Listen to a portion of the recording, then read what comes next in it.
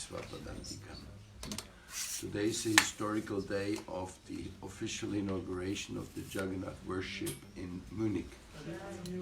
Of course, it's already going on, as you can see, but Krishna is in that way unlimited. He has a new appearance every day, and what the devotees did here in Munich by opening this beautiful temple here, I'm personally very impressed and very, very happy. I remember there was one temple in Hamburg in the very early days of Srila Prabhupada, and that was a house just like this in a little garden like this. It looked almost the same. A little different design, but a little house in a little garden in a neighborhood of Hamburg. And I remember that festival which was celebrated there. The house was as full as this house is now. It was packed with devotees. And then happened something. It was an amazing thing. That was the time of the Hells Angels. The Hells Angels in Berlin, in Germany, they are called rockers. They were not called Hells Angels, but they're the same thing, the rockers, motorbikers, beating up everybody who comes in their way. So, one devotee, he was looking for the temple, and he was walking down the street, and he came to a place where there were like 20 of those rockers. They were there, and they saw this guy walking up in a dhoti. It was like something new they'd never seen. So they said, "Hey, come here, come here, come here." And the devotee was a little frightened, so he ran. So they started running after him. Maybe 2 or 3 of them. But he made it to the door of the temple. So he went in the temple, and then the rockers looked over the garden, the fences, and they saw that a whole bunch of these people are there. So at night, we were like, an Arctic or so. All of a sudden, the whole front of the temple was full of rockers, maybe 40. And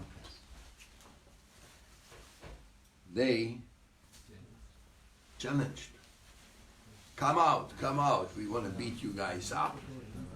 You don't belong here in Germany. You don't belong in Hamburg. We don't want people like you here. The devotees, men, women, children, inside Krishna, we had the first Radha Krishna deities of Germany, they were there. And there were these gangs with motorcycle chains. I mean, there were no good news, you could say. And the devotees were inside. And they were beating the door, the main door. I don't know, I think the devotees called the police, but police didn't come. And the rockers, they came in, they were already in the garden. No, they were like in front of this window. So the devotees get very scared.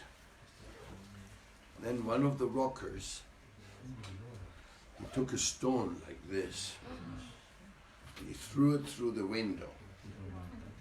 It broke the window, and the stone fell on our tulasi plant.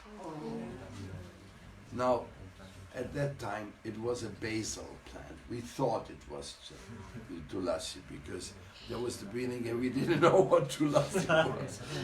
So somebody found a basil plant that looks like tulasi. The beginning days, they were very exciting. Then a roaring went through the temple. They killed Tulasi.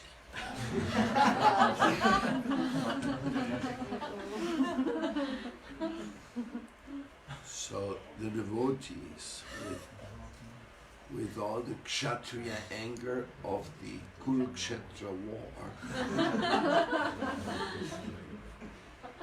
they opened the main door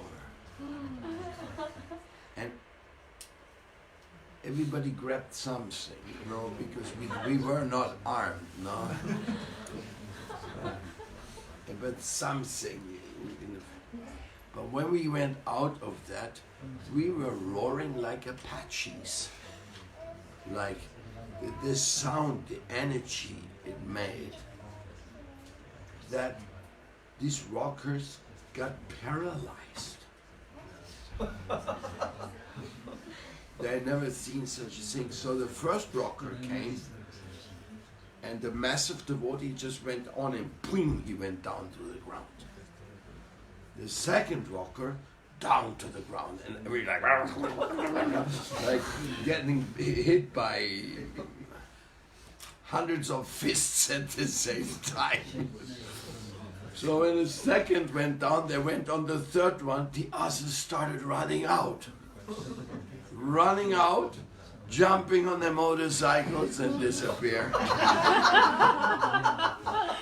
The first rocker, he never got up. The ambulance had to come for him.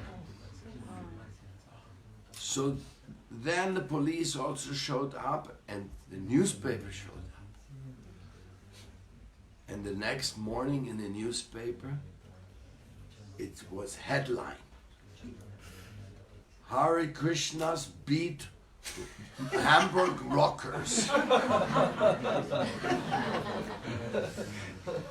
Now, this was like, my God, no? So then we really got scared because there were only 40, but in the city there had probably 300, 400. Now their name and fame was defeated, like a few monks beat up the rockers. And so they warned us. And then the devotees got very scared and they were contacted. There was one more incident to tell the complete story. Next morning, Mangal Artik, broken window. So the sound of our kirtan went out. And here came another rocker with his girlfriend. But he looked like them, but he wasn't really one. But he was just walking back from the bar at night,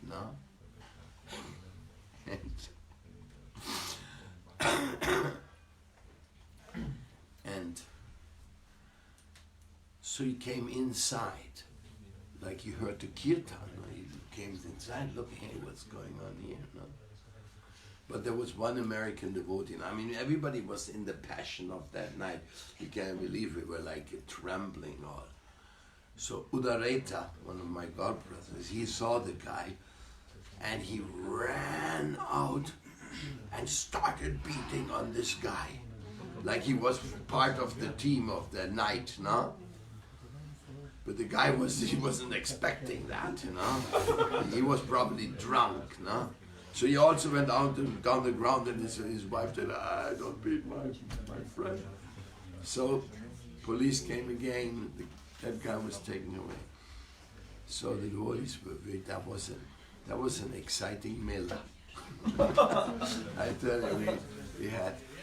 But showed how Krishna protected us. unique experience.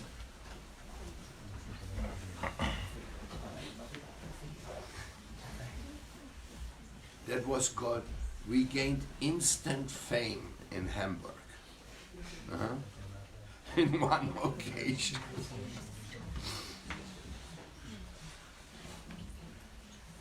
You can come more over here and here. There's lots of space here.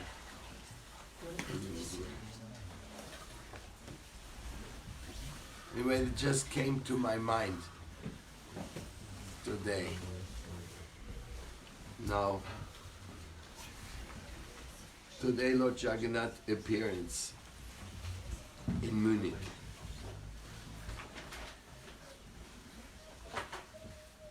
This part of Munich is called Waldperlach.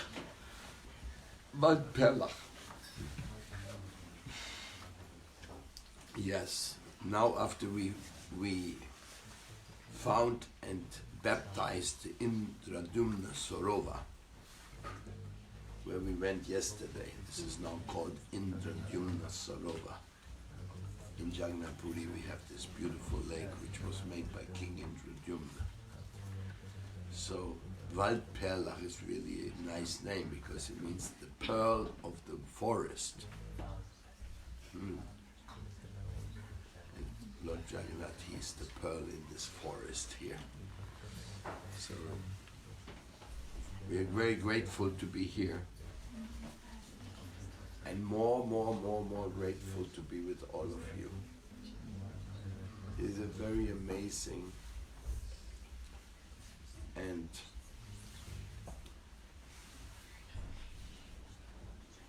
I was in Vrindavan in Yamuna Kunja in my Bhaja Kutir, and I was dreaming of Munich. I said, oh, I'm going to see the Munich temple. And actually in the beginning when Patti rented this place, he did send me some pictures, but it didn't stuck on me. But what they did in the few months here, this transformation, this place, the beautiful altar, Mohini made, Ambarish made the form, and Mohini made all this beautiful, this little jewel setting. This is, you can't get it in any shop. It's a complete, unique, original. Lord Jagannath is very happy. Can see his beautiful smile. Of course, Lord Jagannath is always happy. He's by nature happy. Despite of us, he is happy. Or maybe because of us also he is happy. So, and then there's Radha Goloka Bihari, right? Radha Goloka Bihari. Yeah. Radha Goloka Bihari, worshipped by Ramananda. And this beautiful Nishinga deity also. Absolutely gorgeous, gorgeous. Lakshmi Nishinga. There. So therefore I decided to study the Mathura Mahatmya with you these days, because the Mathura Mahatmya really emphasizes what is a holy place and how we should make our life settled in the holiness. And our body is a temple too. And we keep in our heart the Lord of love, and it means our body temple is transmitting through the mouth the messages of love. Then it's a very amazing and beautiful thing.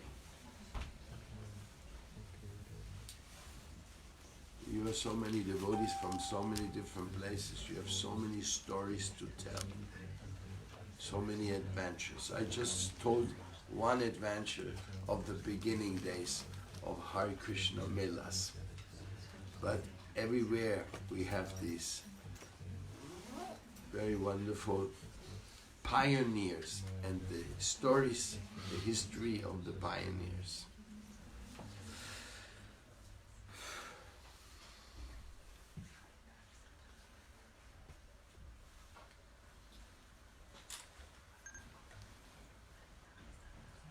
So we will read a little bit more from this to understand why Lord Jagannath is coming here. How he has such amazing plans. And he has so many plans. Some of them are faster and some of them are slower. No, the saying goes, the mills of God grind slowly but surely. So this is like, in this way, the Lord does his things in his own way.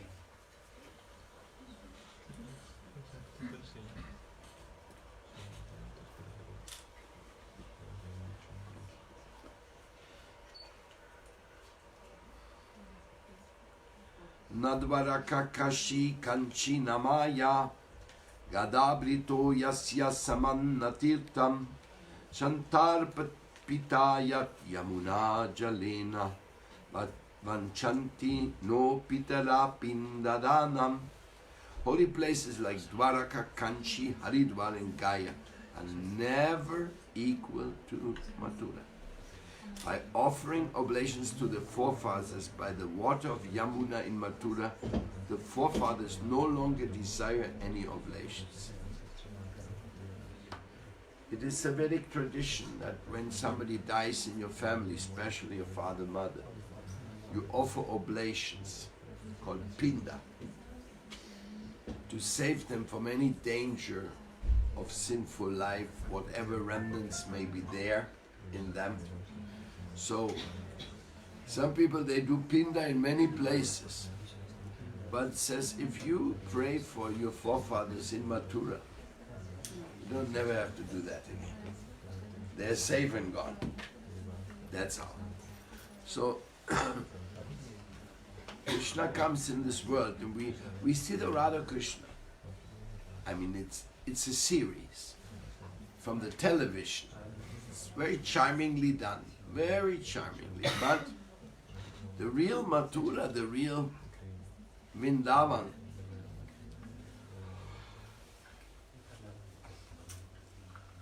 is so unique because the Supreme Personality of God, it came here. And that is a plan. It was a plan all the way when Bhumi went to complain to Lord Brahma about the state of the earth. And then finally there was some Leela which took place, by which Lord Krishna was sent to come here into this world, and Radharani also to come here, and that they would be separated here. So Vipralamba, very intense feelings of Vipralamba are there in the Leela. And so actually Krishna wanted to come here. Radharani didn't want to come here. She said, no, don't take me with you. You have some business there, you go, I'm not. And Krishna said to Radharani, but I cannot live without you.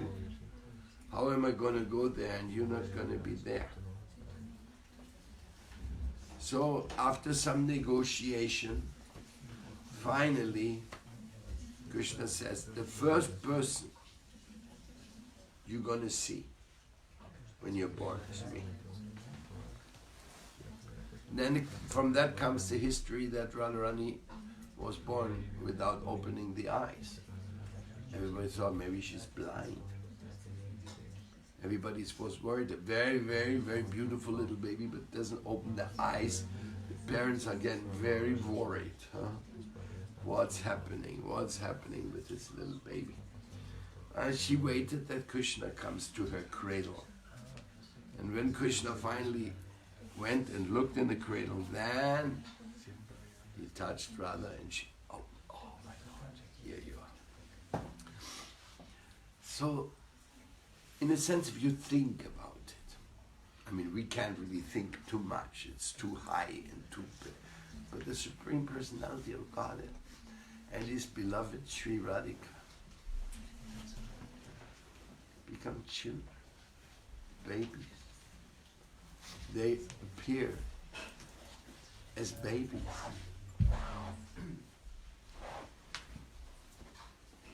Baby Radha, baby Krishna. It's too much. Supreme baby. And there's one group in India, they're called Pushti Margis. They worship Krishna only as baby. Ladu Gopal. They say, no, we have nothing to do with the elder pastime. We only worship this little baby. God comes as a baby to catch you, to catch your love. And baby means baby pastimes. Plenty of them. Sucking the breast of mother and Damodar Leela. So many. It's not one or two or three Leela can make. How many baby Leelas a mother has with her child? Thousands, millions. Every moment is a baby Leela when the baby is small. No? When it starts moving around, making the first steps. Like one of the Leelas of Gopal is, he sees his father needs his shoes, and he finds the shoes, and he can hardly walk, but he takes the shoes of father on the head and brings them to his father. Can you imagine if Nanda Baba, how he was feeling? Try to capture the emotion. You see the little baby Lala, he's carrying father's shoes and bringing them just like, who knows, maybe he was 2 then, 2.5, no? So every moment and every Leela is very... And that place where these Leelas take place is not an ordinary place. Krishna brought his own Goloka Vrindavan to come with him. Therefore this Mathura Mandala is so sanctified and so holy that there's no comparison about it. What can we say? And the Vedic scriptures, on the Vrindavan scriptures, like this one of Rupa Goswami, is full of these descriptions. The charmingness, the beauty of the vines, the trees, the chirping of the birds, the butterflies. Everything in Vrindavan is just the top opulence of nature. Nothing can be more opulent than that. Opulence is not skyscrapers with glass windows. They are prisons. Voluntarily accepted prisons. When the rich people, they're afraid that people come in, they put a big fence with electric wires over, and maybe even a watchtower, and it looks like a prison. The poor guy inside is a prisoner.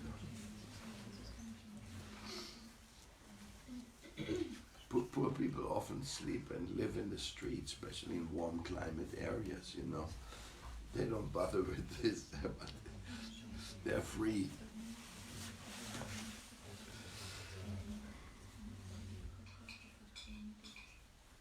So this is the Vrindavan pastime. Vrindavan is a place which is totally Chintamani Dham. And as being Chintamani Dham, it works on a different principle than anybody can imagine. It has nothing to do with this material world in a way. Even though there is a covering over the Dham because Kali Yuga. And many people, they only walk on that covering. They don't really go inside the Dham. They're not allowed to go into the Dham, into the real Vrindavan Dham. This is a very great privilege. Just like you can have a book, but whether you understand it, there's another way to go inside the book to imbibe the real meaning of the book into your heart. You don't do that by just buying it and putting it on the shelf. Not only by reading, also you can just read and not understand anything. Whether you're allowed to come into the understanding of the spota, of the true meaning in the heart of the author, that entirely depends on grace. Therefore Vrindavan is the land of grace. Therefore we enter the land of Vrindavan throwing out dandavats on the dust of Vrindavan. And then up to that, how we approach it. And again and again and again I repeat what Srila Bhakti Rakshila Maharaj said. Vrindavan is not a physical place. Vrindavan is a state of consciousness. So we are looking for that state of consciousness, but also like that is a little bit of a test, you know, because like here in this temple here, everywhere you look it's beautiful. Congratulations. There's no garbage in the garden. There's nothing ugly. And if there's anything ugly, immediately we take it. Immediately we remove it. So like this, Vrindavan has to be like always beautiful. And that's the devotee's job. Just like we decorate the altar. It has to be impeccable. We decorate the temple room. It has to be impeccable. We decorate the temple. It has to be impeccable. So that way we have to decorate Vrindavan Dham and keep it impeccable. If it's not impeccable, then Krishna will not be satisfied. So this is a very good thing, because this helps us now to get some mercy from Radharani by cleaning up her dham. Actually working for that. You know, it's good news for you. Vrindavan, whoever has visited there over the last 30 years, know that the streets are very dirty. Practically it's dirty everywhere.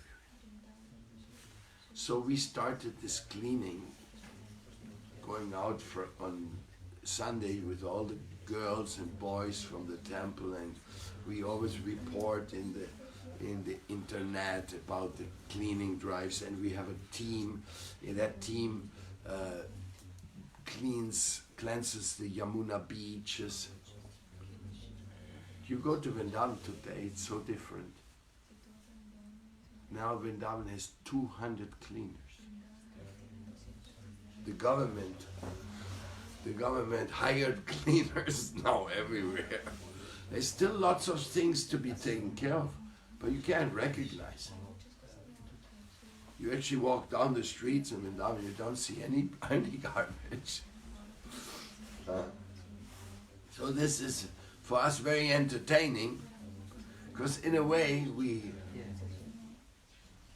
feel that is Krishna's mercy, that reciprocation came. And because Vrindavan must be like that, it must be not only clean, it must be impeccable. Because if we see it as per Srila Rupa Goswami, then it has to be impeccable. If we see it just like Grihamedi living at his home, wants to have his comfort at home, but he doesn't care for the outside, well then it becomes a mess. But the temples, and Vrindavan is full of temples, it should be impeccable. And there are some areas, and nowadays even the streets are becoming clean. Even people are cleaning in the night. And you know what they do? Now the municipality comes by with a little cart in front of your door. And they play a song, they have a speaker, it says, "Keep the plastic away from the organic, keep it in separate place. We will come and pick it up, please come to your door." So they come up this cart, and they have like different containers, one for organic, one for plastic, and the people come and they deposit. Cannot think of that, you know. Cannot think of that in the past. But anyhow, it's still just a beginning, because it has to be according to Mathura Mahatmya. It has to be according to that understanding. When you have that understanding, when you see this, when you feel this, then your life is totally changed. Every moment. Vrindavan is a state of consciousness. It's not a physical place, but we are struggling with a very ignorant government. You remember the columns in the Yamuna? The columns were so ugly, they were going to ruin the entire Vrindavan skyline. And the skyline is very important, you know, especially of Vrindavan, Keshigat Yamuna skyline. So they were going to ruin that, not only by putting the stupid road, but imagine if there's trucks going on that road continuously. Vrindavan is finished, you know, the beauty of Vrindavan. So, when they made the first columns, I went down there and I saw it, what they were doing. And I became angry. And I said to Krishna, in the Keshigat, you are the supreme controller, my Lord. If you want to have that stupid bridge here, you're going to have it. But if you ask me, you're not going to get that. That stupid bridge cannot be here. And then we started the demonstration. It was a real battle. We went out picketing, stopped this Yamuna destruction, and the government came and they announced foreigners are not allowed to give any comment on what's going on here. Rupa Raghunath brought the kids from Sandipani school. He got a call, if you put them on the demonstration, we're going to close your school. So it was the government of Mayavati at that time.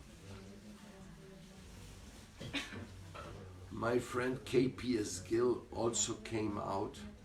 He is a famous cop. He's left the body now. He came out from the Keshigat, where he has the place of his dwelling. So he went also out and he gave an interview, and my friend from ISKCON, Dina Bandhu, also came. He also gave an interview. He speaks nice Hindi, like Vrindavan Chandra. And so everybody says, no, we want Vrindavan to be... They had 600 workers there. They already made 9 pillars of 24. It was the half moon how you call this? The surround ring road. It was a half moon ring road over Keshigat to connect over the parikrama with the main highway. I mean, it was the maddest of all plans. So this went on, it came in the newspaper 1 day, 2 days.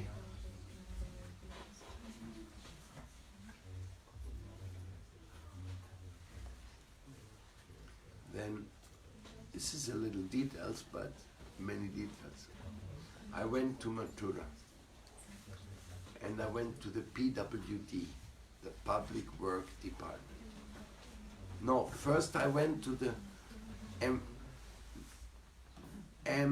Mathura Vrindavan DV, Development DA, MVDA. So I went there and asked to speak to the MVDA chief. He was out. So I spoke to his secretary, and what are you doing there? How are you destroying Vrindavan? And I said, where's the plans? We want to see the plans. There's no plans. And then the secretary said, well, we don't really have any plans. And so then I bought a book. I got a book there from the Mathura Vrindavan master plan for the next 20 years. That place didn't even have a map of Vrindavan inside. It was like funky. So then the guy said, no, we don't have any map, but maybe you can try in the PWD. Maybe they have something. So we went to the PWD. It was a different building somewhere else. And we asked for the person in charge. He was out. So again, we asked for the maps. No maps, there's no explanation, nothing. I say, how can you make pillars in the Yamuna without having a map, without having anything? No, and we don't give any information anyway. So we started making noise there. What is there? Of course, when a foreigner visits an Indian office and everybody looks at what's going on. So the secretary sent us away. As we were walking out, there was one clerk. A clerk, an Indian clerk. And he made like this to me. I was there with Gandharvika and some other devotees, you remember. So he waved us over. He said, come. He took us in a room. And he opened one of these almirahs, these metal almirahs they have in India. And that was full of plants. But totally unorganized, like you can imagine. Then he pulled out the first map. There was the Vrindavan rainwater flow map. Then he said, can we take a picture of this map? So we took a picture there. Yes, there must be this water flow, rainwater flow. I mean, it's nothing. Finally, he found another map made by the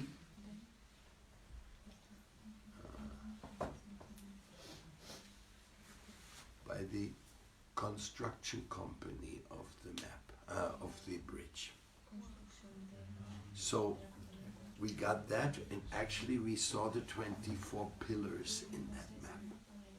So he said, will you let us take a picture of that? He said, yes, but I have to cover some signature. So he put the paper on the signature. Then he let us take a map. Turned out that this map was the proof that there had not been any public litigation for getting who gets the contract. Governments have to sign out which companies going to offer. They didn't do that. The very map was done by the company which was which was doing the job. So I took this map and the picture, I printed it out, and we made a poster with it. And that poster we hung up. This is the plan how it went down. And it is, we made some commentaries on it. So the bridge was stopped. They were very angry. They were angry for years. They were cooking, smoking. So first thing they stopped, and then this poster came. They could never start it again.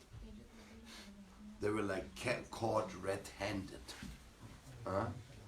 So what happened then? I'm just telling you a little bit about Vrindavan Seva, no? This is all Vrindavan Seva adventure. Then the FRO, the Foreign Registration Office, came to Vindakunja. It says, we have an order to deport the foreigners who were involved in the bridge demonstration. I said, oh, we didn't do that. He said, yes, Mayavati's office ordered, you have to cut heads. You have to deport these people. So, I said, no, we were just on Harinam there. We were just walking there. We had nothing to do. Then he pulled out a newspaper, and Braj Kumari was on the title picture. And with the sign, stop this Yamuna thing. So the FRO guy, he said, she has to come to the office. Oh, I said, I don't know. I don't know who she is. So he said, then you have to come. So I was taken into the police station in Mathura. And the chief, again he pulled out, this woman will be deported. She's a foreigner and demonstrating. A beautiful lady with this thing. I said, well, I don't know. So first I say I didn't know. Then finally he insisted. I say, you know, she's a tourist. She doesn't even speak English. She just went there and somebody gave her that to hold. No, he said, you have to give her strict order. So I was sitting like half an hour in front of the guy, and he said, surrender her. Then he said, if you don't surrender her, we're going to deport all of you. All of the ashram.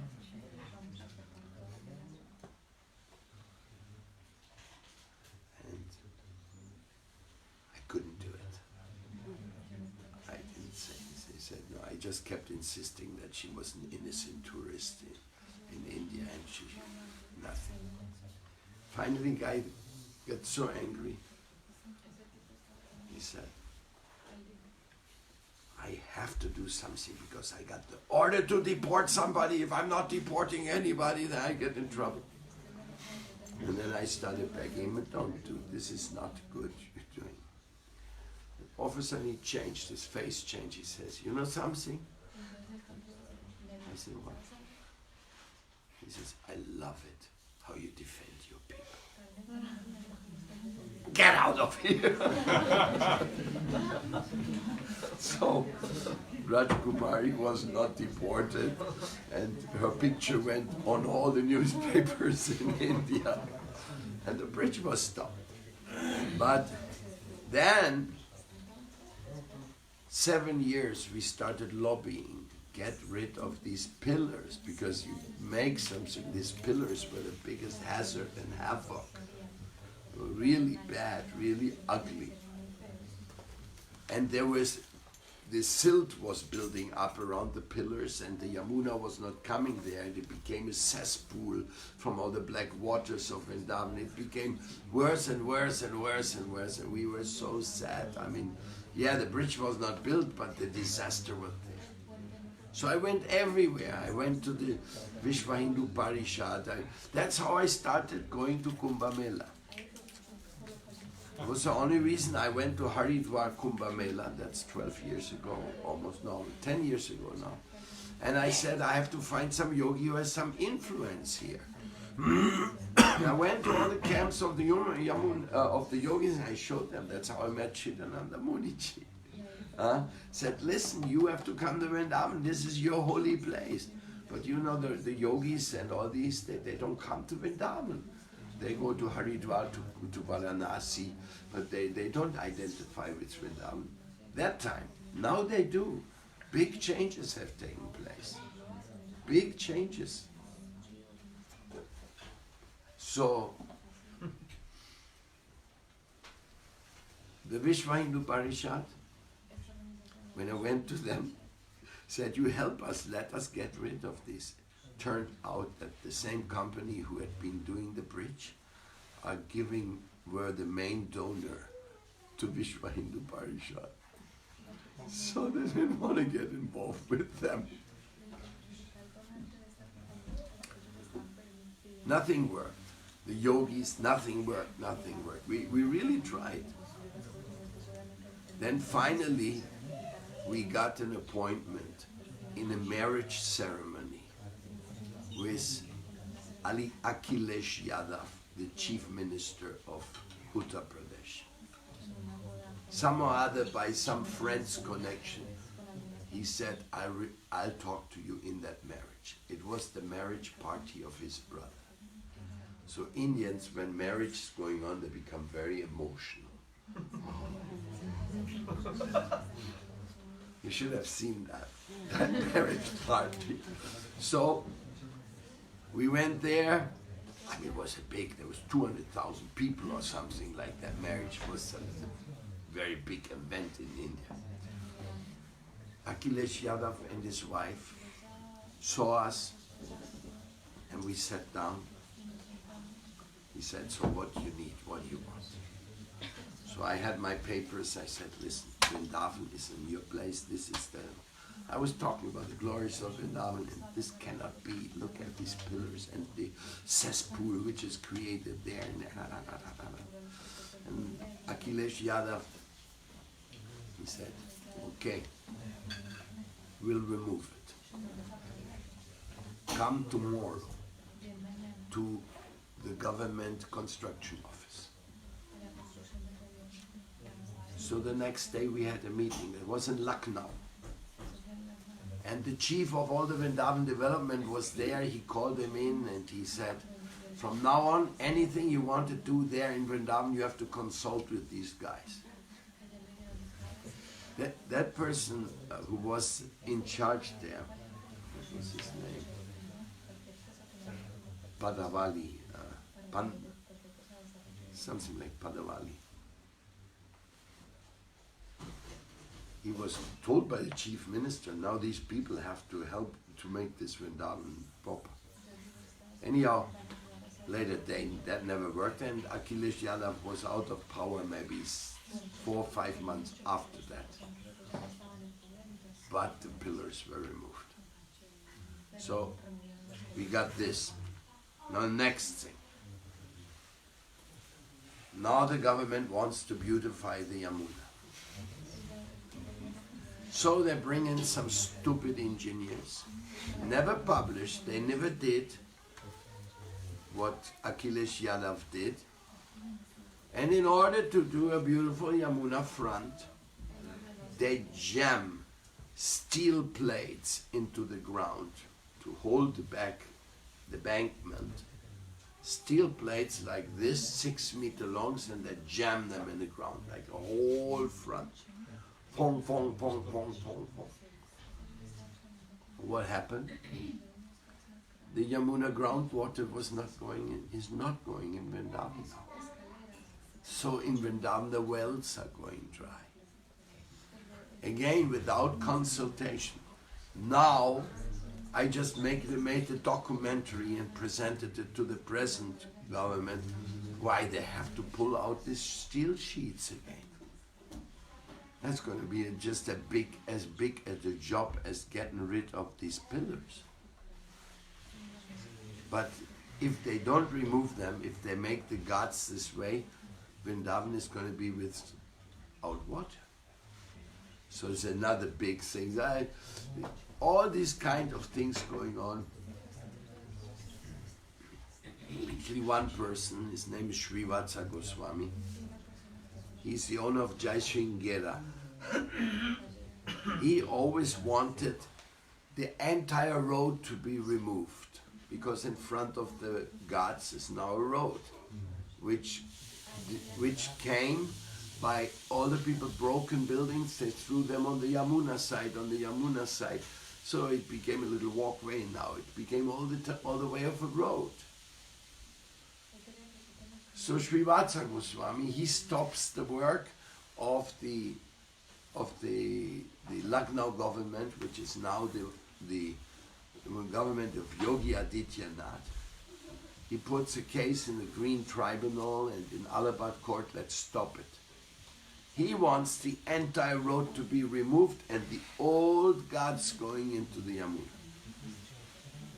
It's not impossible, but I never believed that they will do it. I just didn't believe it. So therefore I wasn't together with Srila Goswami on that, but rather I was thinking government should finish the decoration of the ghats. But because of the court case, which Srivatsa Goswami Maharaj, now they are not constructing and they're not pulling out the sheets and nothing is there, and everything is in Indian courts, and Indian courts are like, oh, so slow. So this is one of the reasons I decided I stay in Vrindavan now and try to push on these things so that we get some speedy recovery of these things. At least the effort is there. Because Mathura Mahatmya says that Vrindavan has to be the most impeccable thing, but just because of this little government, this construction problem, the real Vrindavan is not affected by that. The real Vrindavan is a state of consciousness. This is just something, it's going on, we have to do it, we can't avoid it. And some devotees, actually many devotees, they ignore that completely. They don't look at it. They just go around the parikrama chanting their rounds. They also don't look when garbage is everywhere. They look a little centimeters above, they see the air. They don't look and see what mess is there on the ground. So some people, I mean, I'm not saying they're wrong. They're just not tackling the problem. They don't do it because my criticism also in India is if collective effort would be there, you can clean up Vrindavan if everybody helps within one day. If everybody puts his hand on every garbage is removed and everything is organized into proper recycling, place will be clean. So it's not that, in a way there is manpower, but then again Indians are very cleaning. Oh no, it's not for me. And those who do clean, they're called sweepers. And they're totally discriminated against. In some temples, they don't even let the sweeper come in to have darshan of the deity. Can you imagine? That's backwards thinking is there. So, if somebody cleans, they cannot believe it when they see our girls cleaning on the Yamuna. They just, their whole world picture goes up, and so that's, and we end up in the newspaper all the time. Oh, they are cleaning again. Oh, they're doing that. So in that sense, we have been what you call something like a whistleblower, no? Hey, look here, what's going on? So, things have changed. Slowly, but have changed. There's even temples now, they don't use plastic plates anymore. All of them used to use them. Plastic cup, plastic plates. And Vrindavan is a place of food distribution. They distribute food in all the temples, all the time.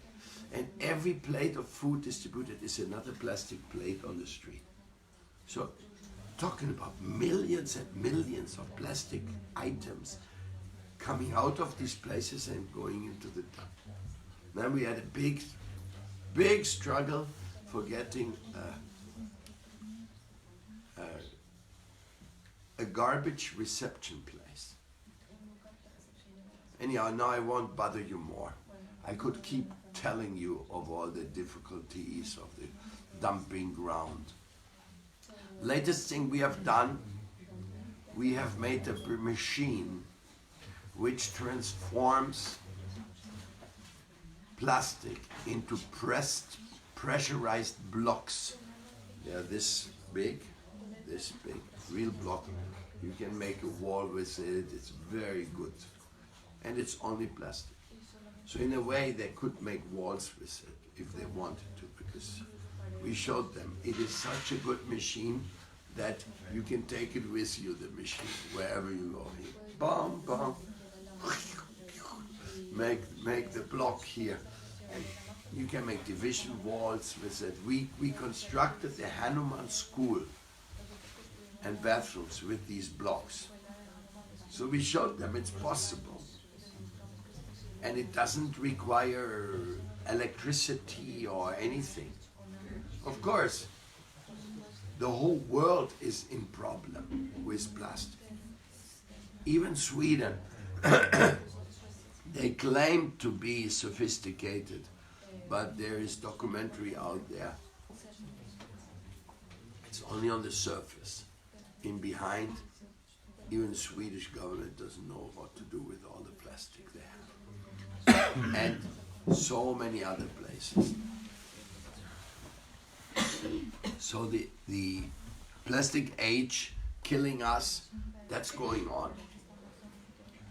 To find real solutions for that requires investment, big money. So we are making those bricks there just for a show, just for a sample. But it could be done. This entire garbage place, everything they have, they could just separate a little bit. You hardly need separation to make those blocks, because it works on the power of pressure. Pum, pum, pum. Very good blocks.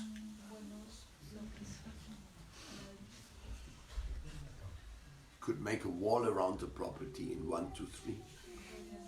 And then you cover them with gobar. They don't even look ugly. So, Sri Vrindavan Dham is for us a place to purify ourselves, to render some service. We are paying workers there lately, so $3,000 to $4,000 are spent every month for paying the workers who are helping in Mayapur and in Vrindavan. But it's not much money. I mean, for us in South America, it is a lot of money, definitely. But in the Indian economy, it's nothing. So we are really trying to get some more support from the Indian people also. And that is our effort to honor Srila Rupa Goswami. Srila Rupa Goswami and the other 6 Goswamis, they did clean Vrindavan. It's in the Shastras, in the Seva Kunja. How did Shamananda found the bangle of Radharani? Cleaning Seva Kunja. That's how he found it. So it's a very long-standing tradition of Vaishnavas cleaning the holy Dham. In that sense. Now,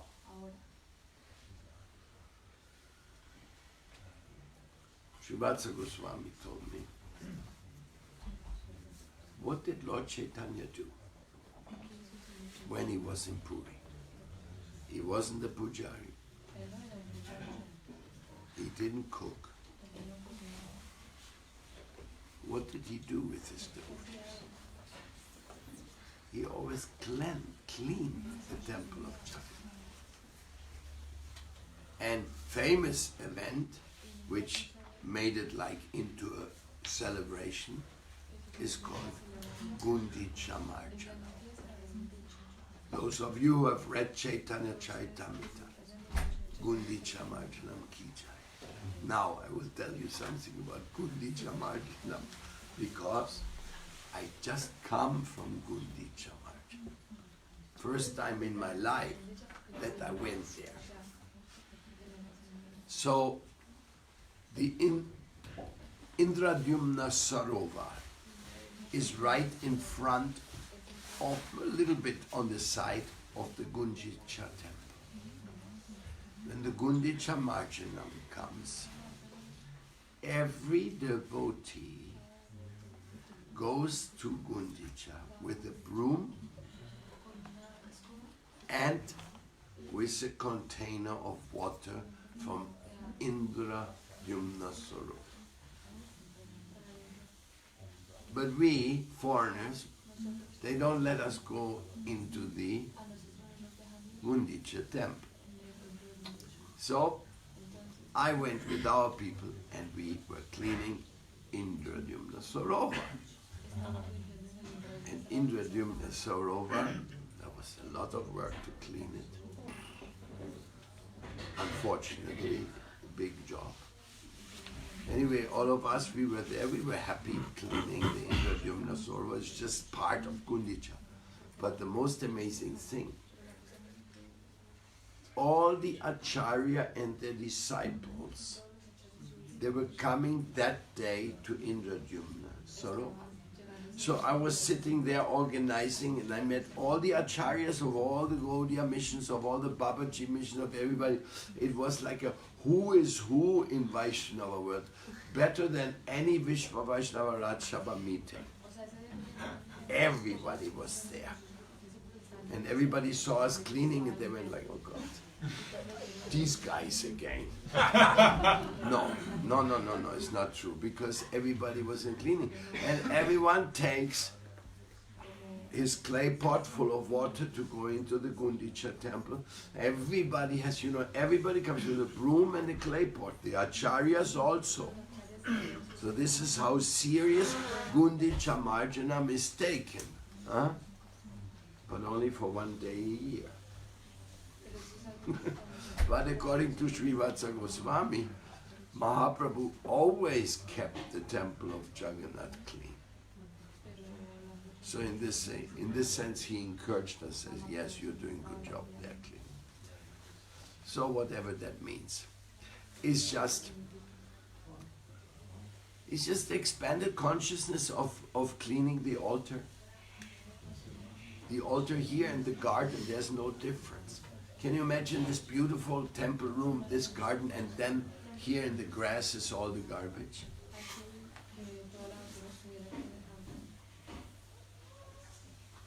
And it was like that, like one of my friends, he took me, he said, you have to meet the sadhu, he's giving class every day and many people are coming and la la la. So finally he convinced me to go and meet that sadhu on the parikrama. And that sadhu had a very nice property, very nice, of their mission. They belonged to the Radha Vallabha group. So, the place was at least 10 times the size of all this. And there was a sadhu sitting, and all the people were waiting for his class. Yeah, maybe 100, 200 people. And right behind that was like a lawn. Just like this, a lawn. And that lawn was full of plastic. It was like a real garbage, like, throw it there. So I told my friend, I don't know what they're doing. They're having Harikatha here every day, and they have no eyes to see that in their own compound, not on the streets, in their own compound, a big compound, it was like a little bit dirty. So I told my friend, I do believe in sadhus, I love sadhus, but I think sadhus have a responsibility also to keep the Dham clean. If they don't see this, I don't know. Maybe they have such a transcendental vision which blocks out any plastic item, metal or anything. They just can't see them. They should only see Krishna. They only have the Krishna vision. But I learned that for one who sees me everywhere and sees everything in me, I'm never lost to him, nor is he ever lost to me. So I see Krishna in the garbage. And he's calling me. He says, come, get me out of here, please. Just like when we went to this beautiful Indradyumna lake yesterday. It was not very dirty. I've seen lakes with heaps of garbage pulled in it. That was just negligent idiots, tourists who threw water bottles and other garbage into the lake. But I could not tolerate it. It called me, come, get me out of here. So, especially now we can have a beautiful festival there The weather looks very good. We have sunshine. It looks like our program can be held there. Who knows how long it will last, the sunshine. But it is so beautiful. This place, the Indradyumna Sarovar in Waldperlach, is Lord Jagannath's own beautiful place for Sunday feast, for anything. Very, very, very beautiful. So we're going to be out there today and have our kirtan and have our fire yajna there, and we'll take Lord Jagannath there too, to bless the place, make a little shift altar there, make it very beautiful. So, because if the devotees are somewhere, then around the devotees the influence of devotion should be felt. Prabhupada said, 10 kilometers around my temples, nobody can go starving. That's Prabhupada, you know. The Prabhupada vision. My God. The Prabhupada vision is an incredible ambition to plant Krishna in the heart of everyone by the seed of bhakti. That's why he's called Bhakti Vedanta Swami. So, I guarantee you, Prabhupada would have given a class somewhere and garbage would have been around there. He would have told them, come and pick this up immediately. So in this way, we are trying to do little Dham Seva. Let's hear a little bit more of this glories here. Mathura yam prakurvanti puri sa dharanidrisham ye naras te pivigyeya papa rasabir anvita.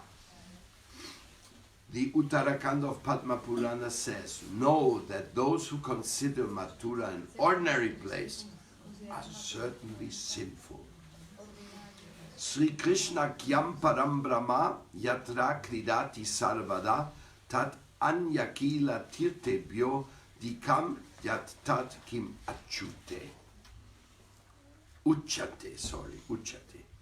Can there be any doubt that the place where the Supreme Brahman Sri Krishna constantly performs his transcendental pastimes is topmost amongst all holy places? Any doubts? I hope not. Of course, there's many other holy places, Ahobilam and Ayodhya and other places, very, very, where the Lord appears in different incarnations, but Mathura is unequaled. In the Nirvana Kanda, it is also stated, Tanpurim prapya Mathuram Madhyam Shuradurlabam Kano Bhutvanda Kovapi Pranam Eva Parichayat. Now you see, our Srila Rupa Goswami actually compiled shastric evidence from all kinds of scriptures. This is something we are not so used to, that everything we say and everything we do has to be backed up by the Vedas. Srila Prabhupada wrote that to us. He said, in the previous times, anybody may give any declaration, but immediately people would ask him, where does it say in the Vedas what you just happened to express? And if he couldn't prove it with the Vedas, he'd be defeated and he'll be rejected.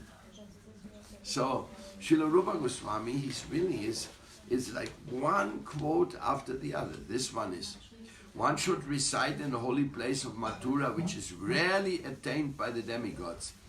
Even if one has to reside there as blind and lame.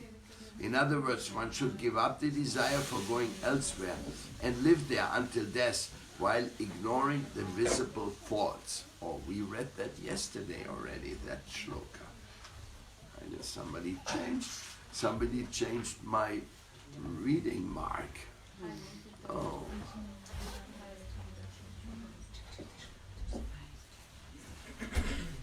Okay, you we have Skanda Mathura Kande. And this is Mathura Nath. Bhume Rajangsi Ganana Kalena Pi Bhavennipa Maturi Jani Tirtani Tesham Samkhya Navartate. In the Skanda Purana, Mathura Kanda, it says, O king, the particles of dust in this world may be counted in due course of time. But it is impossible to count the number of holy places that are present in Mathura. I mean, I don't think the greatest of the poets, and I think this is the superlative of exaggerations. And it's not an exaggeration. That I have to read that again. O king, the particles of dust in this world may be counted in due course of time. Well, good luck counting. But it is impossible to count the number of holy places that are present in Mathura. You know, those sages who wrote this, what were they feeling? Were they completely crazy? Huh? How in the world can they say such a thing? Unless their heart tells them this is the way it is.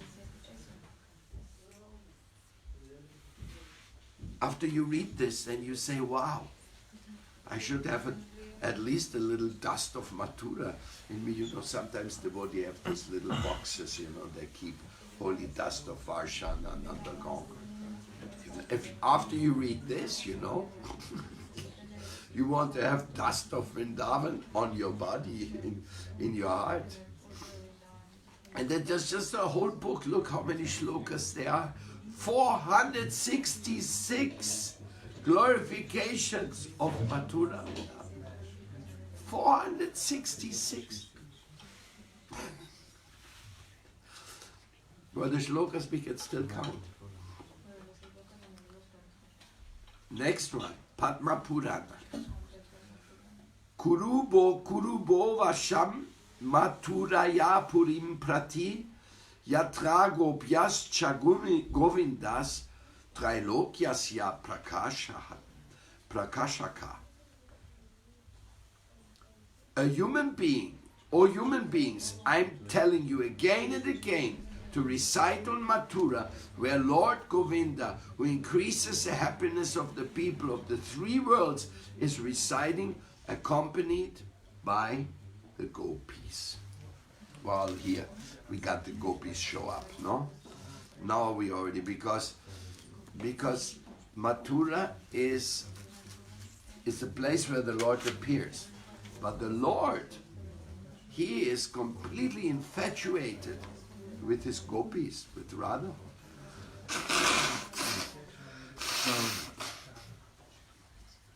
For the Lord, without Radha,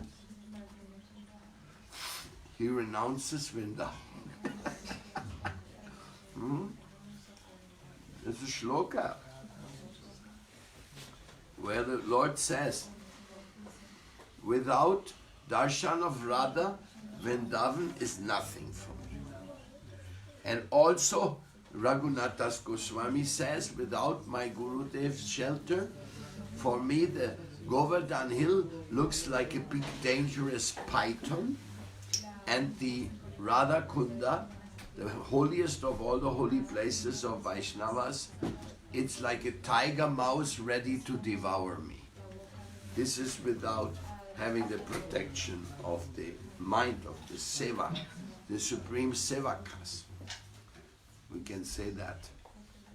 So here, I tell you again and again, recite in Mathura or in a temple. Don't forget, I always have to repeat.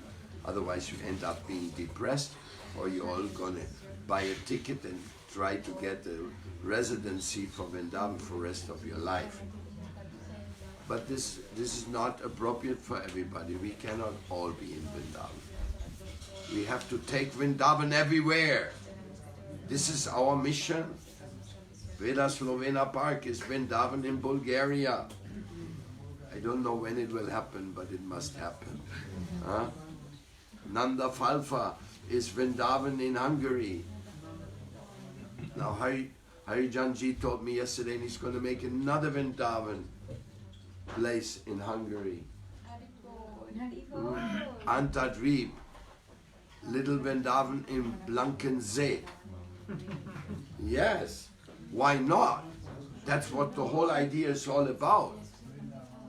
Why should you buy a house in the countryside if you're not going to make it Vrindavan? What's the use? I mean, you can become upset about it if there is a house which is not Vrindavan. Therefore, I told Prabhupada Kripa, who has this beautiful farm next to a river in the area where Gandharvika lives, said, make a Vrindavan place here, God's sake. So beautiful. Such a nice forest. Incredible place. And Premavardhana, his place is called Vrindavan. When we saw it, it's 50 hectares next to the Rabi. A beautiful river there. This is Vrindavan. And we should celebrate Vrindavan there. Festivals of Vrindavan. Cleanliness of Vrindavan. And of course, where it's the deities, where you do your puja, where you do your sadhana. Your japa is Vrindavan because Krishna is the centerpiece of your japa. And the gopis, they're all dancing around Krishna when you chant Hare Krishna. Every day you say Hare Krishna, Krishna Krishna, Hare Hare, Hare Rama, Rama Rama, Hare Hare. These are the gopis dancing around Krishna in Vrindavan. So your japa is Vrindavan. Every morsel of prasadam is Vrindavan. That's why in India, the most famous thing of Lord Jagannath, what is it? What is it? Jagannath Prasad. If you come from Puri, people look at me, any prasad, any prasad? Oh, I ate it all. Oh. So you are meant to be a prasad distributor if you go to Puri. People buy it by truckloads. They have in the Jagannath temple 500 cooks because so many people. Have you seen that? I have been in Bindu Sarovar. Bindu Sarovar is one of my favorite places. It is right in front of the Ananta Vasudev Mandir. Ananta Vasudev is an expansion of Jagannath, Subhadra and Balaram. But there's a big difference. In Ananta Vasudev Mandir, which is thousands of years old, they have no restriction to people coming in. Not only that, you can look into the kitchen, you can look in the offering, everything is open. Only when the Lord eats, they put a curtain. So I love Ananta Vasudev Mandir. There you see what's going on in the Jagannath Mandir. Hundreds and hundreds and hundreds of cooks. And you know how they cook? They have clay pots this big. They only cook in clay pots. No aluminium, Baba. This horrible aluminium makes everybody sick. Clay pots. So then they have the vegetable cutters.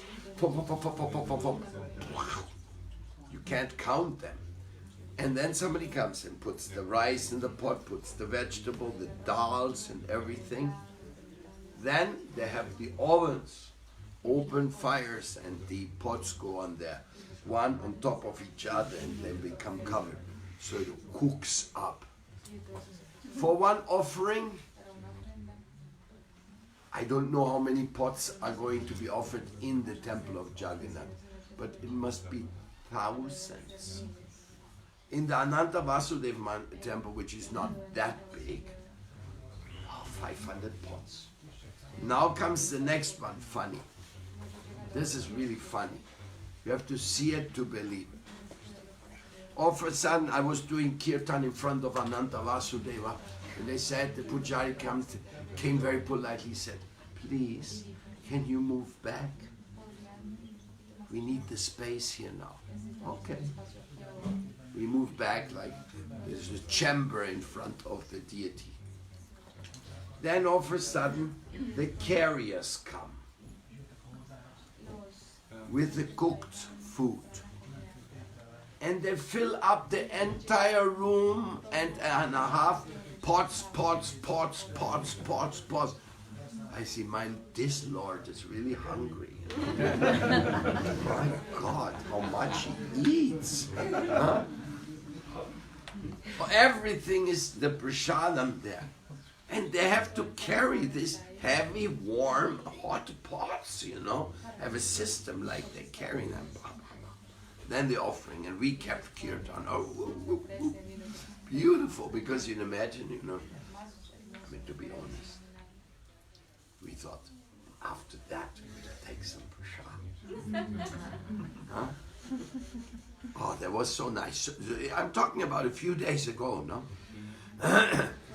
We also did some cleaning of Indra, Bindu Sarova. Cleaning always has to be there, some little cleaning pastime. So, so the kirtan went. And if you don't communicate there, you don't know exactly how it came, how it goes. So like for foreigners especially, we have some difficulty if you don't have a real good Indian guide. But we were just in the kirtan, and Lord Jagannath, you have us here. We were in ecstasy because we were going to Rasa Yatra, no? Because we landed in Bhubaneswara, we went to Ananta Vasudeva, and then go to Puri. So, as we were doing the kirtan, the offering, 100 devotees came from the Gaudiya Math. And they were all good friends of mine. And they joined the kirtan. So then we had a cooking kirtan. And the kirtan, then, offering finished, they have to carry out those pots again. You're talking about a major working efforts, many carriers are involved to carry all these pots. So then the devotees from the Sri Chaitanya Gaudiya Math, they said, Prabhus, you have to stay, we're going to have a prasadam feast. So then after kirtan was over, obeisance, we went outside and they set us right in front of Ananta Vasudeva temple. You see this beautiful old shrine, and they served us. But the way they serve prasadam, everything is sophisticated. Everything. Of course, you can only eat it from a banana leaf.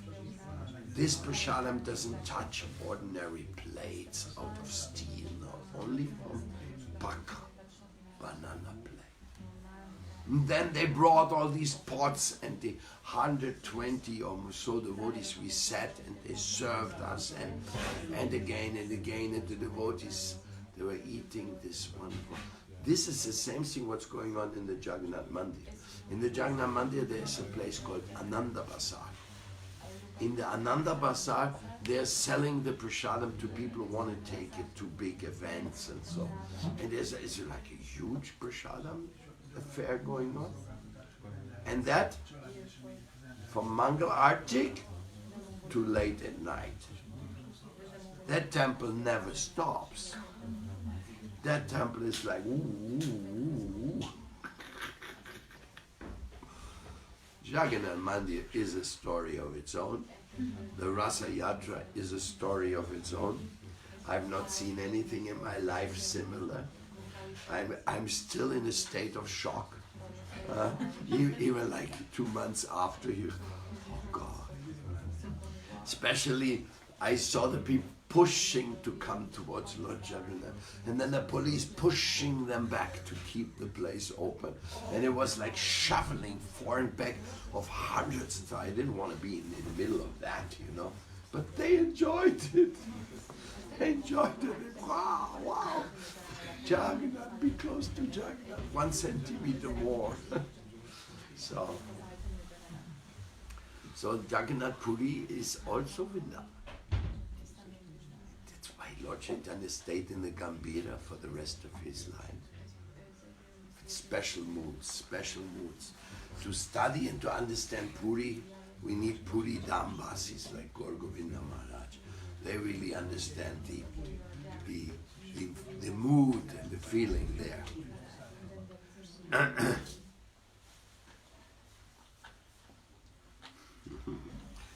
Re samsara magnadya shiksham ekam tume shrinu yadi chasi shukam sandram vasham kuru madho pure. O living entities absorbed in material existence, I'm giving you the ultimate instruction. Please hear. If you desire to attain happiness, then reside in Mathura or in a temple. Yes, temples are Vrindavan. And if you cannot live in a temple, their second choice, make a temple in your home. Don't make any excuses. Reside in Mathura. Reside in the embassy of Vrindavan. And here's this, if you want any happiness, anybody wants happiness here? No. You're transcending that already. So if you want any happiness, take Rupa Goswami's advice, because this is not a quotation. This is his own words.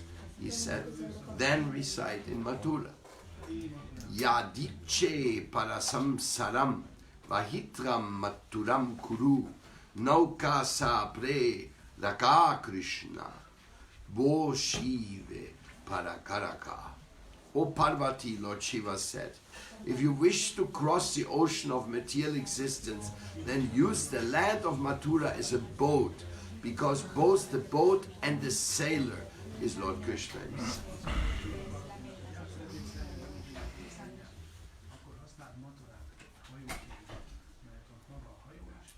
Krishna is Vrindavan himself. It's an expansion of his divine. And you see, all the living entities, we are also part and parcels of Krishna in a way. So Krishna is aware and present in each and every one of you. That's not Mayavadi philosophy. It means the divine is connected. We are all connected. And in that connection, Vrindavan is the topmost connection. State of consciousness. Don't get it wrong. Don't think when any pus is or mucus is coming from your nose, you say, oh, this is Krishna coming from my nose. On the atom level, you may say such a thing, but you get rid of your snot and keep cleaning the temple. You know, you have certain way how to behave. So Krishna is the boat and the sailor. The whole bhakti process is the boat of Krishna himself. Krishna, and rather they surround us, they embrace us, they hug us. Aholo ko mahanando netra yukto na pashyati mature vidyamane pi samsritim bhajate shada. Alas, also the people of the world have eyes, they have become totally blind. Otherwise, why are they always wandering throughout material existence rather than living in Mathura? 400 congruent verses. You know, the congruence, this is very interesting. How the Vedas are congruent. Even the Upanishads and the statements of the impersonalists, if you see them properly, they are congruent. That's what Walter Eidlitz pointed out. He said, the Vedas apparently contradict each other at certain points. But when you get the Vaishnava point of view, then all starts making sense. Everything falls into its place. You have to adopt, or you have to be graced by that vision. So, Rupa Goswami collects 460 verses glorifying Vrindavan and the real understanding Vrindavan. This is nectar. This is good. And it touches us, because your body is a temple, your house is a temple, your community is a temple, you want to live in a temple, the kirtans are held in the temple, prasadam comes from a temple, what sustains you, which makes you survive, it comes from the temple. Who are we without the temple? Who are we without Mathura, without Vrindavan? Nothing. Nothing. It's all Vrindavan, and this is what Prabhupada taught us. And even if you find a mistake, even if some sannyasi makes a mistake, that doesn't change anything. Still Vrindavan is there, still the holy name is there. Everything depends on mercy descending. We all depend on mercy descending also.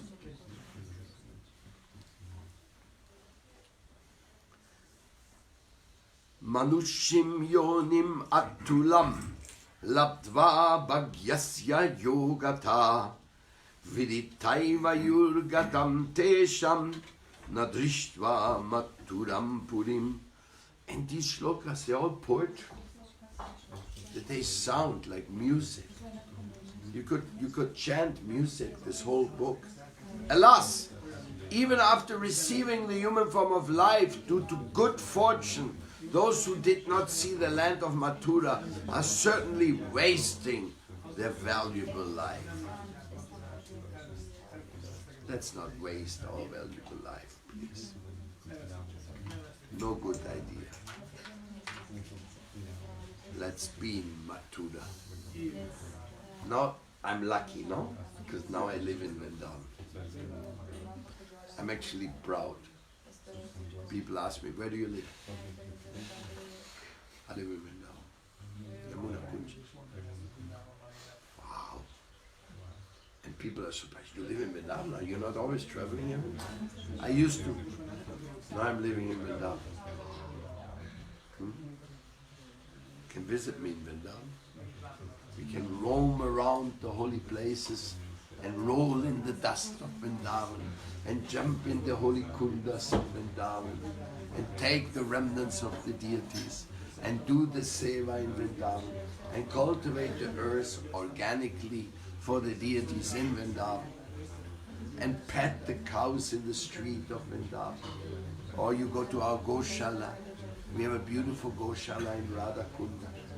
You can do Gomata Seva there. You can, you know what I'm saying? Psychologists, psychiatrists have identified an enzyme. When you're in contact with that enzyme,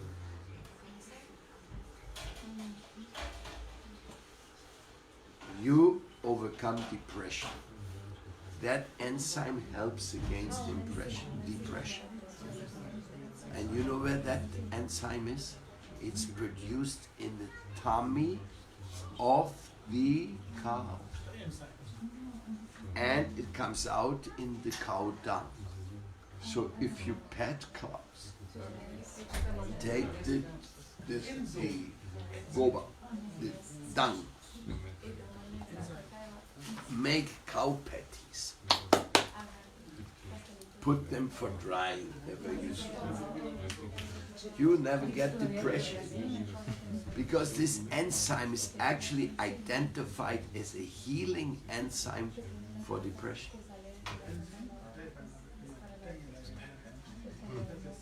Can you imagine that? We always hear holy cow, holy cow. She produces a medical enzyme in her tummy. No. Cows, and you know, cows, when I was there in Puri, I went very early to the Jagannath temple.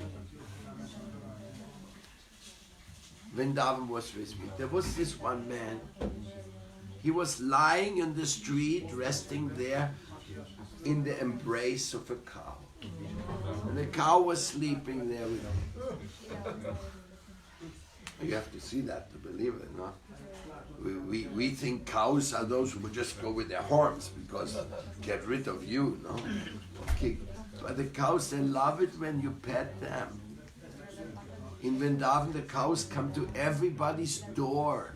See if you have a little greenery for them to eat. They are begging from door to door, the cows. Madhukari. And if you give them some food and you pet them, you can be sure tomorrow the one is going to be there in front of your door. They aren't dumb. They know who is a kind guy and loves them. Right in front of Yamuna Kunja, they're living 40 cows or so. So, do we know anything? Our school don't teach us anything really it's valuable. They don't know all these things. That is called ancient wisdom. That is what we teach the people in the University of Ancient Wisdom. Just like Govinda was telling about the Sons of Mother Nature course. You learn to see how the mountain, how the forest, how the air, how the insects, how everything vibrates and lives with us. And we live with it, and we are part of it. But we are so... Now we start attacking our surrounding, carelessly. Ah, indeed.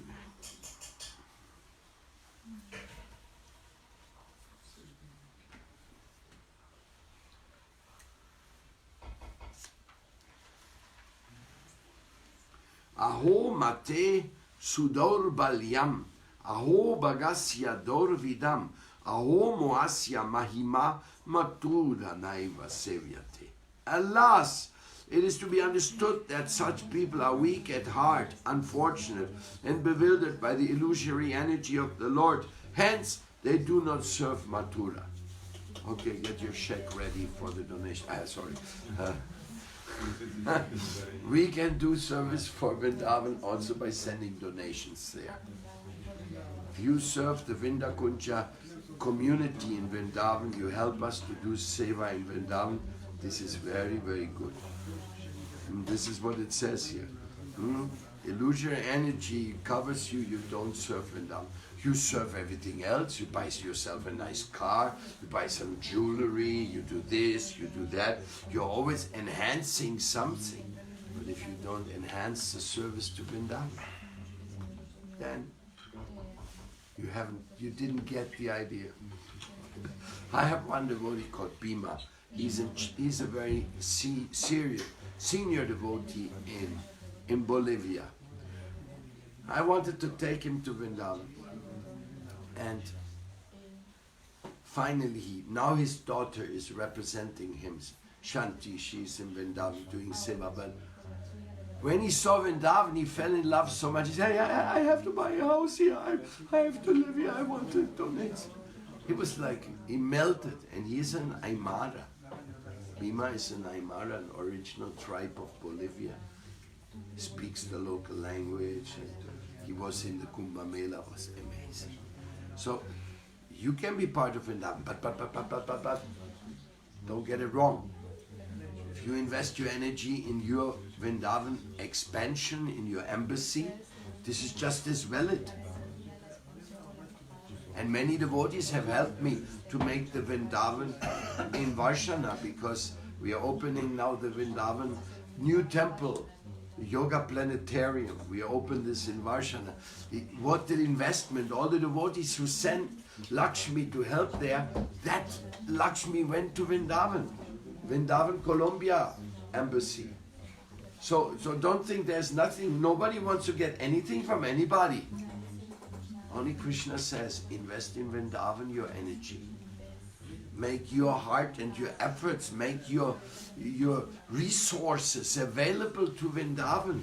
Don't keep your resources away from Vrindavan, thinking that now I got them safe for myself. Illusion. Total illusion. Waste of time. So I'm very happy because the devotees, you see, the place in Vrindavan, in Colombia. When I bought this place, I was thinking, oh, we're on the main highway, on the Pan American Highway. And all the millionaires of Colombia drive by our door every weekend when they go to their luxury farms, which is in Melgar, Sylvania, all these places. So I was thinking I put my temple right next to the road, so they'll give me some help to make. I said they'll stop and give me some help. I was thinking that way. I thought, well, all these rich people going there, so that's not because we got land on both sides of the road. So they can't avoid seeing us. Now we have a big elephant there. He's all day screaming, come, this is the temple here. Anyhow, in all the 30 years, we have not gotten one $100 donation from any one of those rich people. And they do stop. It's not that they don't stop. Not many, but they do stop. But they are only investing in themselves. Only having their fancy. They have no generosity, no. This Vrindavan was done, the Varshana, by the donations of the poor people. Those who have hardly any money. They go out on Sankirtan, give a donation. Or here. The biggest donation we got from Prabhupada Kripa in Austria, he sold his Harley Davidson, which he had standing for years in his garage. I said, you don't need a Harley Davidson, give me help for Vrindavan. And him and Chandrika, they said, okay, we'll do that. And that was a big donation from Austria for finishing the temple, because finishing the temple, very expensive. I mean, construction is expensive, you know. And the whole floor, we have more than 1,200 square meters of marble floor. It's a huge place, but it has to be big because so many people are coming there. So, but to me, I prefer it this way, that we, the poor people, gather a few pennies from our sacrifice and make something. Otherwise, a big mafia boss comes, or one of those government people who steal all the money from the people's taxes. Somebody comes, oh yeah, I sponsor here, take $300,000, make your temple. The whole temple is contaminated because it was just stolen money. And usually there's big fortunes, there's big crimes. Behind every big fortune, there's big crimes, usually. Some exceptions may be there. So, in that sense, anyway, I don't want to get into the details of that subject. We're talking too many beautiful things. Don't want to talk the nasty things, you know. But this is Vrindavan. Blood, sweat, and tears. Your blood, your sweat, and your tears. Then you gain entry into Vrindavan. You're not ready to spend any blood, sweat and tears for Vrindavan.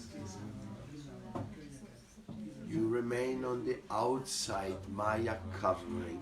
You can never get inside. And you may go, oh, it's really dirty there. Oh no, smells terrible. You may have something which will like repulse you.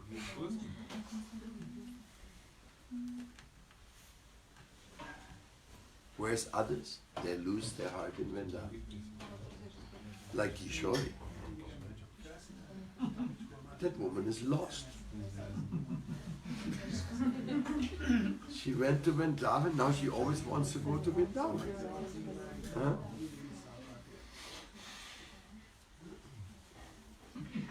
And so many others also.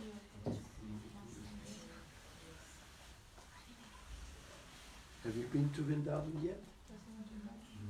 Save some money, mamita.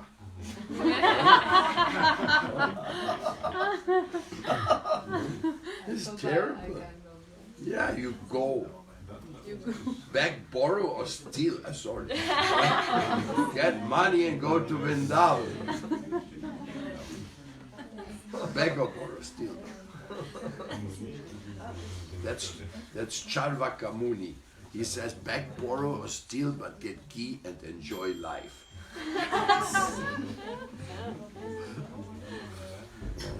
Funny, no? This philosophy, no? Shapadam sampadam gyatva sapayam kayam uchakai chapalam chanchalam chaiva drishtvamat puram ashrayet. Realizing that wealth is full of danger, that the body is full of obstacle, and that money is always restless, every human being should take shelter of my abode. Wow! What a beautiful shloka. Money is always restless. That is chanchala. Chanchala. Chanchala is the name of Lakshmi. She's very fickle. She don't stay a long time with the person. You get money and it's gone. Maybe you have experienced that in your life. And especially if you don't spend it on Krishna. Like all the money I got in my life, I never lose it, but because I spend it for Vrindavan. It's there. So this is a very good investment when you invest in Vrindavan. It stays with you. Tatraiva bhavatam bandhu pandavanam shudichaka satvatanam priya shakshat yadavanam kuleshvara. In the Skanda Purana, in the Mathura Kanda, it says, at that place your friend, the well-wisher of the Pandavas, the beloved Lord of the devotees and the protector of the Yadavas, is personally present. So Krishna is there where his devotees are, you know? Not only in this little plot of land called Vrindavan or Brajmanda, no. Krishna is there where his devotees are. There he makes himself present and purifies them. Sometimes by prasadam, sometimes by pulling their ear, sometimes by burning their name and fame, sometimes by making them cry in separation, but Krishna is always there where the devotees are. Even where the aspiring devotees are. Not only where the very advanced devotees are. I mean, there Krishna would just hang out normally, you know. But he's even there where the aspiring devotees are. Krishna is also there. Krishna Kamala Patraksha Savatirno Yudhishthira Ramena Sahadevakyam Vasudeva Grihotame. O Yudhishthira, in that holy land of Mathura, the lotus-eyed Krishna and Balaram have appeared from the womb of Devaki, the wife of Vasudeva. Also Srila Vyasadeva was born in Mathura, on an island in the Yamuna. That's where Srila Vyasadeva comes from. Tasya karmani anekani parigitani suribi Jatani mature deshe tampurim kona sevate. Learned scholars always sing about the unlimited pastimes of Sri Krishna in Mathura. Therefore, after taking birth in Mathura, who will not like to serve that abode? So very learned scholars, not sentimentalists. Rupa Goswami is a top learned scholar. And he's so much into Vrindavan. Amazing, no? Means that place is special. But it is so special that it can make your place special by connecting it. You want to make your place special, Mahaprabhu? New place, new Vrindavan. Chintamani Dham? Yes. Chintamani Dham. Brahma baptized it. Chintamani Dham. In Bulgaria. To connect this to Vrindavan, you have Vrindavan. It's already Chintamani Dham. It's the love of Vrindavan. That's how beautiful it is. That's how simple it is. Glorious it is. We'll keep reading more of this nectar. Now I ask you, do you have any questions about all this? Think it over clearly. Today I will always be available. If somebody wants to talk to me, you just come to me. I'm going to be in and around. The ceremonies will be held. And I don't know exactly the program today, but we can do some seminars. We have Vrindavan Chandra is doing music seminaries. You can take advantage.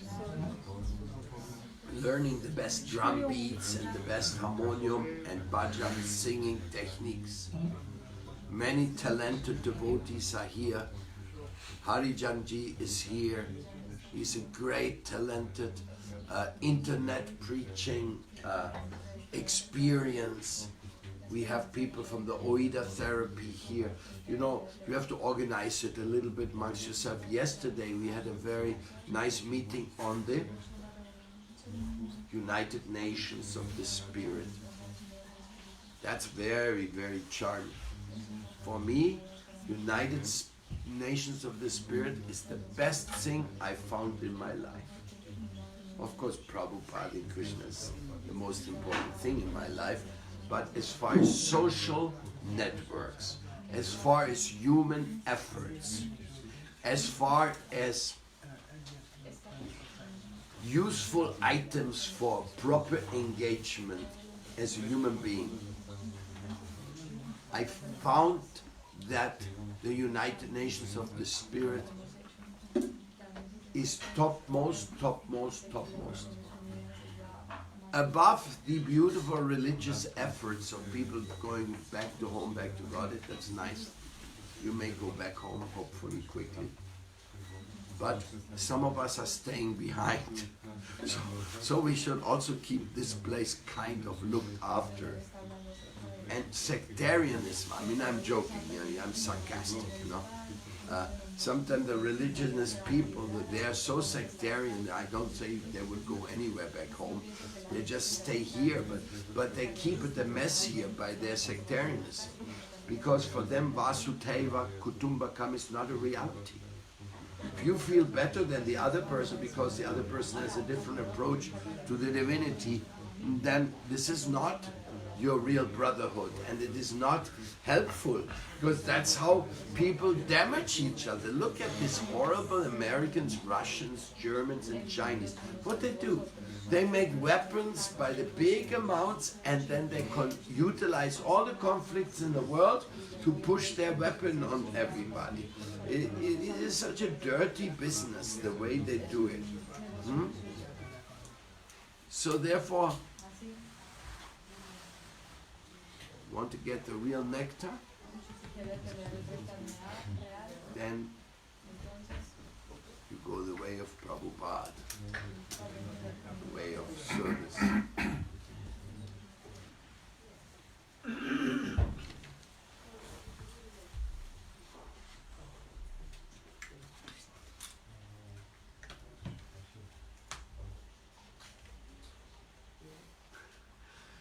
Any question?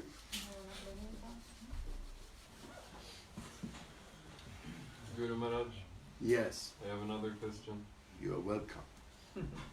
I think it's a bit complicated question. It's about, I know a Krishna Bhakta in Sweden. He is in a Guru Parampara, which is not coming from Lord Nityananda.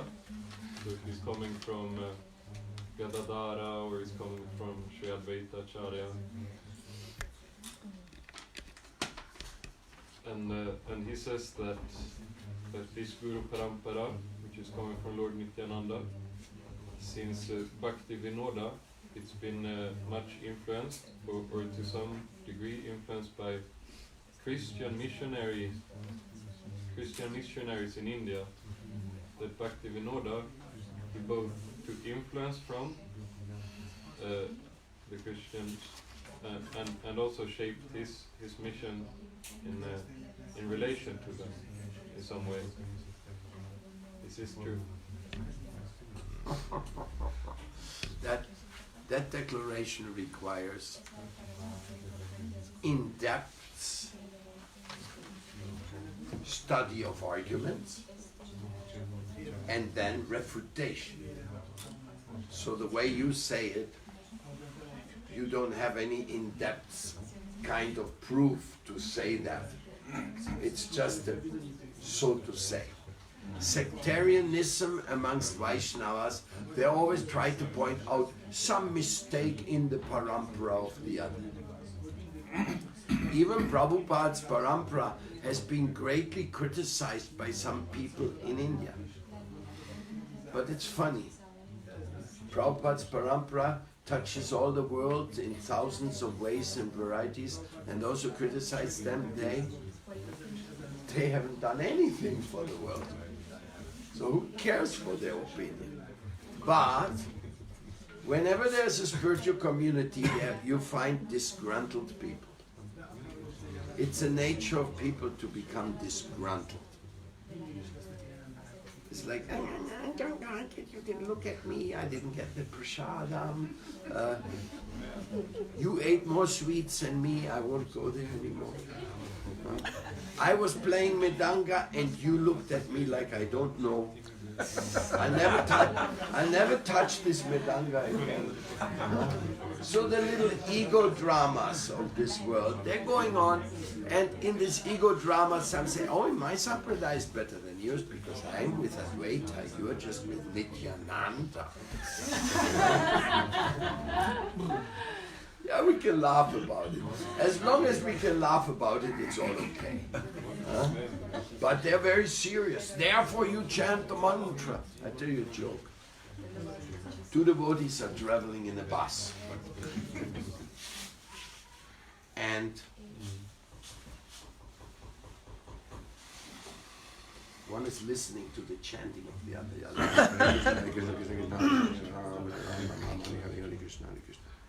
And he says, Prabhu, may I make a commentary to you? You will not take offense, please. Yes, what? I think you're missing one Hari in the end of your mantra. Because you're chanting like Hare Krishna, Krishna Krishna, Hare Hare Rama, Rama Rama, Hare Hare. I think you're missing one Hari. The devotee said, thank you for putting my attention on this, my quality of chanting. Half an hour later, the other one who was saying he has a japa in the finger in the japa, and he fell asleep. So the other devotee says, Prabhu, yes, excuse me, please do not take offense. I think you're missing the whole mantra.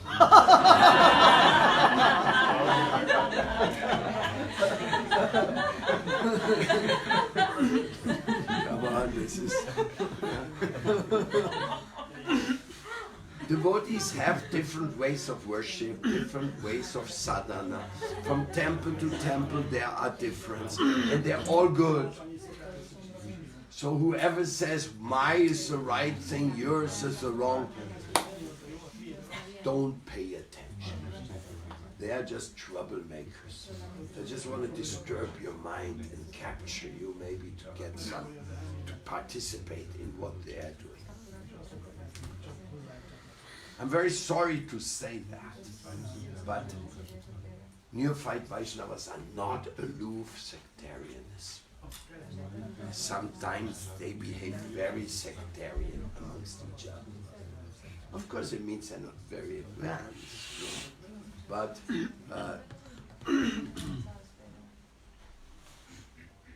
keep it with humor. Panchatattva,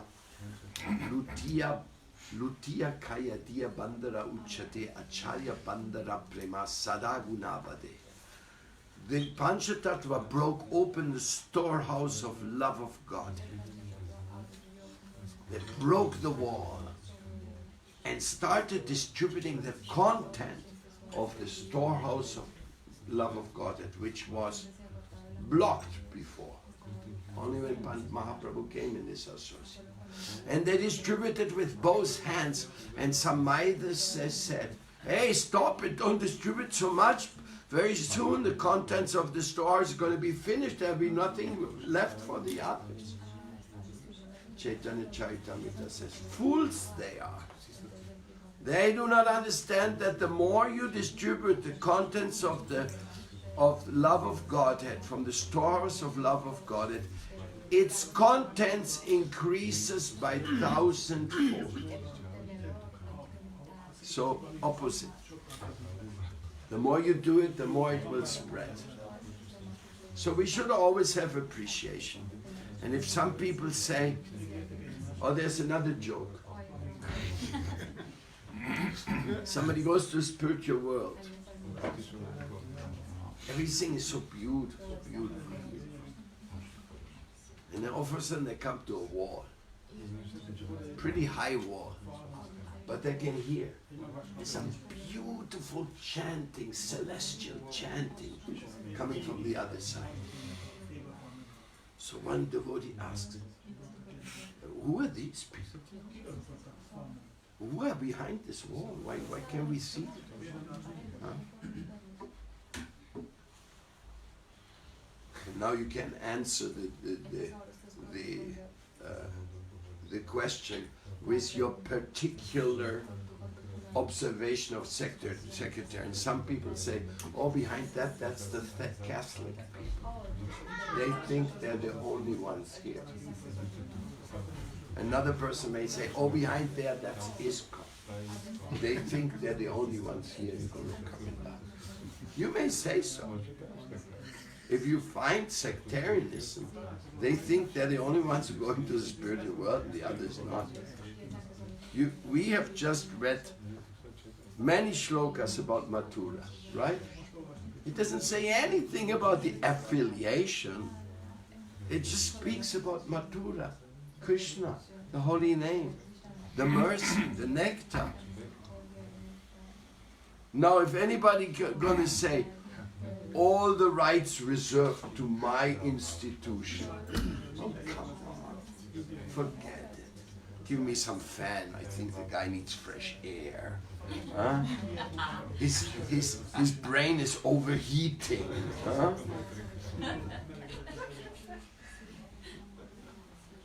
But people like Andavika, she knows that. She chants everywhere with everybody, gets everybody chanting. That's the way Krishna is everywhere. But still we do our thing, what makes us happy, we have our friendship, you know. Kiva Kumbha Mela, Rasa Lila, that was something. That was something. That was the hyper dimension of non-sectarianism. And still, we kept faithful to our lineage and respected our spiritual masters. But the hyper dimension of non-sectarianism, that was the Kiva Kumbha Mela.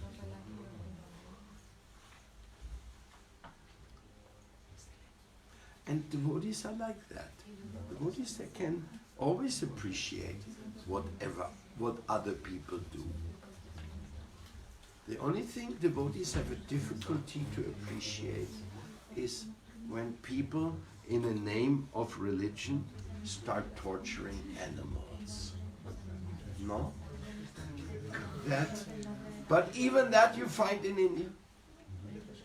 Some Kali devotees, they offer goats to Kali. It's still going on, such gruesome ceremonies. And here in the West we don't talk about it, we kill billions of living entities for our food every day, and we don't even speak about it. In the Radha Krishna series, was very nice. All of a sudden Indra came, and Indra said, I want animal sacrifice. So the priest of Vrishabhanu, he said, okay, my Lord Indra wants this, so let's make a goat sacrifice. So then they come to the day of Govardhan Puja, and they bring the goat, a teeny little goat. And everybody looked, well, what is this? Oh, we're going to make the sacrifice to Lord Indra in Vrindavan, in the Govardhan Puja. And Radharani starts crying. No, no, no, no, no, no, no. You're not going to kill this. And she catches a little goat and holds her to her chest. And it's a very long series. It's only on that issue that you cannot please the Lord by killing animals. It's so nice. Then Radharani gives the little goat to Krishna. Do you protect that goat? And the priest becomes so angry. Wow, it's like he says, how can this is tradition and that was done before? Indra himself asked for it. And Krishna says, if Indra wants that, forget about this stupid Indra. We are not going to participate in his useless sacrifices, have no value. And then Indra gets angry and attacks Vrindavan. No? So it's a beautiful, beautiful section in the Radha Krishna series. You can watch it. It's all available now. Very soon you get probably some translation. Maybe you have to wait a little bit more. I think in Russian it's already out. These Russians, they don't wait. They are fast movers. The Germans are like snails. It's true. For them to get a book to publish, they need an avatar to come.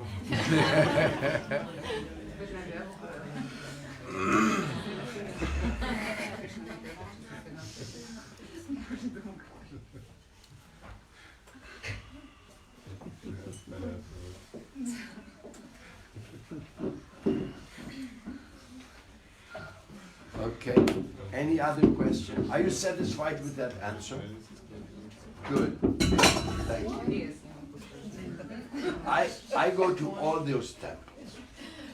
Advaita Acharya line, they have a beautiful temple right next to Sevakunja. And right next to this is Yogamaya temple. And right next to that is the Bhakti Vaibhav Puri Goswami Maharaj temple. And on the other side is the Nityananda Pariyar temple. In Vrindavan it's all together, you know. You can jump from one to the other.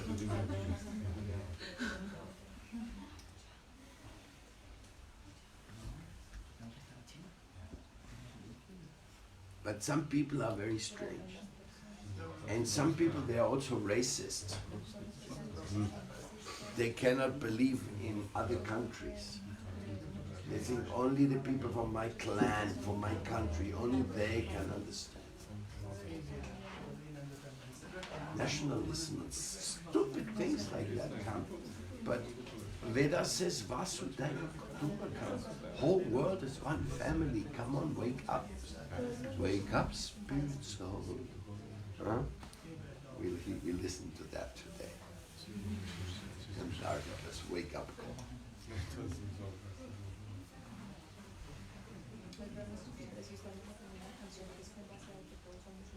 So I'm just gotten a reminder here from the kitchen department, which they say, please remind the devotees that we are fasting this morning because of the installation of Lord Jagannath.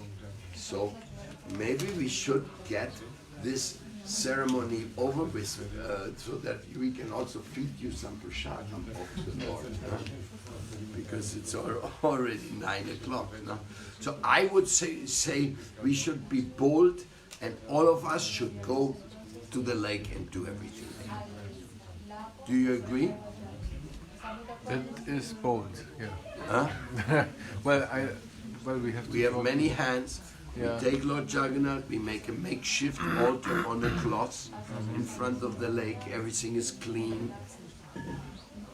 It'll be the most beautiful. And take the instruments and don't make much noise when we go out in here, no?